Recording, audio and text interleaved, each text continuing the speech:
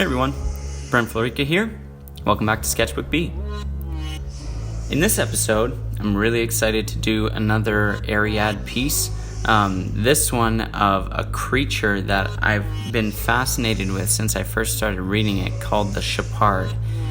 It's a really interesting creature, and as you see the notes that I'm making here describing what it's like, it's got this really interesting sort of combination between cat and bat.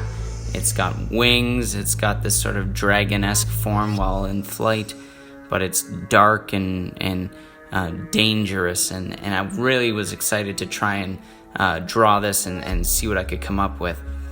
So as usual, I'm using Sketchbook Pro again for this. As I'm, developing and getting a little bit better at it each time, each time the process becomes a little bit smoother, so that's been really fun. I start with just a base layer of pencils. I usually go with blue pencil for this. And at this point, I'm just trying to rough out some poses, keeping in mind all of the characteristics that I want to try and incorporate.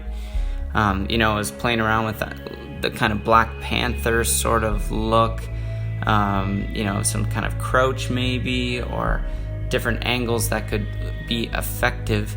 But ultimately, after kind of doing these first two, I realized that I really wanted to be able to showcase a little bit more of the Shepaard without kind of covering a bunch of it. So that but at the same time, I still wanted it to look very menacing, because this is actually a depiction of a scene from the book. So I wanted to show this kind of in the position that it might be in the story. So ultimately, I'm really happy with this sort of side angle shot, but with the Shepaard looking directly at you, I feel like that gets that menacing vibe across, and I think that's going to come together really well. Once that's done, I move into the next layer, and this time it's just refining the shapes a little bit more, kind of giving myself a better idea of how it's going to go. I'm actually going to do this as more of like an oil paint style drawing. For those of you who don't know, I actually have worked with oil paints in the past, like traditional oil paints. I really enjoy working with them. They're really fun. So I'm trying to kind of figure out my brushes. I actually downloaded some brushes for this that I started using here to just kind of rough out the blocks of color. And, it's going to be a work in progress. I'm going to get better over time the more I do this, but I've been really trying to learn a lot about how to oil paint digitally. But I think that's really going to get that sort of fantasy vibe to it that I'm really going for, and I think is going to suit this piece very well.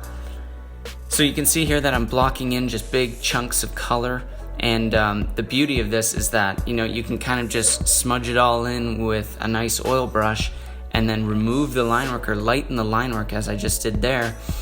And now you can just kind of go in and add layers and layers and layers of refinement, just like you would with real oil paint. You can just mix the paint right on the canvas. And in many ways, oil painting is not really that dissimilar from real life in a program like this, because you're working the paint together the same way you kind of would in reality. So that was really fun for me. I tried to incorporate as many things as I could. It's got those sort of bat-like membranous wings, and it's got the spiky whip-like tail, and just kind of mangy, and you can see me there thinking about maybe what to do for a background, but I bailed on that one. The red eyes, I kind of played with that. I'm not sure if the eyes would actually be like a glowy red, but I thought that would be pretty cool visually, so I decided to do that as kind of my own flair on it. And then as you can see here, I'm just kind of working it in bit by bit. After talking with my sister Niki, the author of this series, she reminded me of just a few things about it that I hadn't considered, just making the wings a little more tattered and rough, like it'd been in some fights.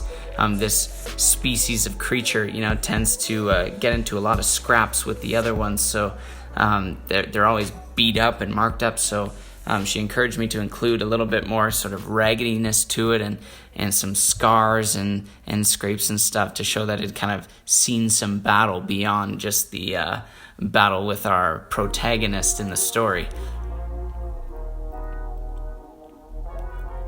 If you love the Heir of Ariad, by the way, make sure you leave a like and let me know.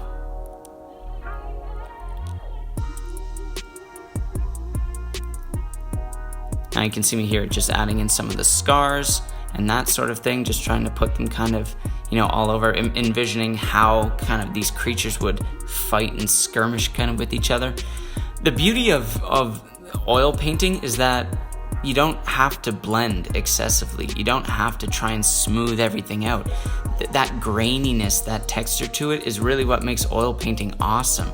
And, so it was really fun to just kind of add in some different tones. I put some reds in there. I put some deep purples. I put some kind of darker blue tones in there. Even though the book describes the creature as being black, I kind of pictured the visual look of Ariad to be almost like a purpley hue, like the cover of the book.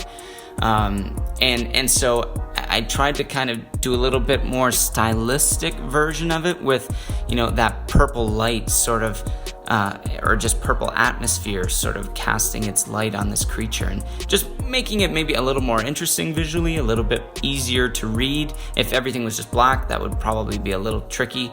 And especially since, just thinking ahead to how I want to finish off this piece, I had in my mind this vision for doing a background of sorts with it to just kind of show that it's nighttime and stuff like that. And so, I wanted to do something that would show up a little bit better down the line. So that's kind of where that choice came in.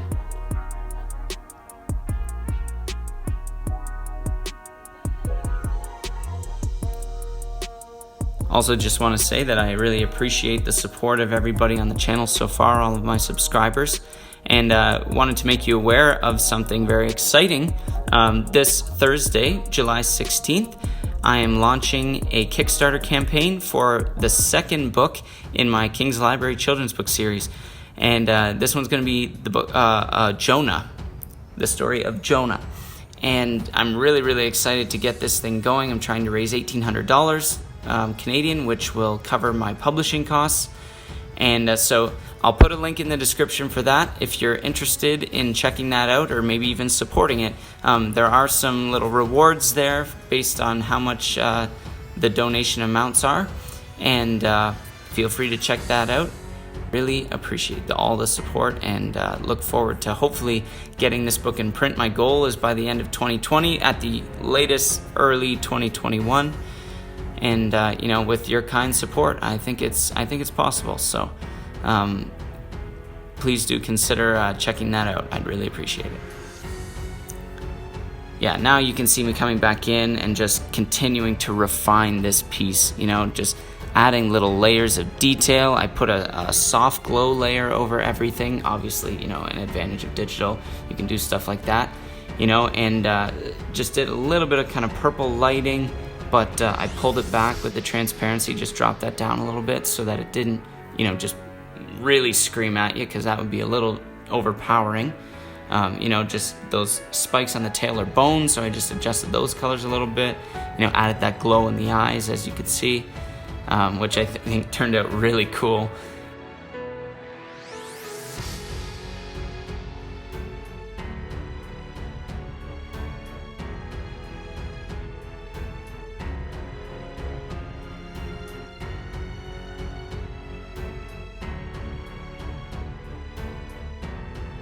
Adding some final touches. I thought about doing a background of just white at first, but then I thought, nah, I gotta step it up a little bit, push myself artistically. So I added in a darker background, painted it in with some of the moons, just very vaguely, and hope you like it. Enjoy the reveal.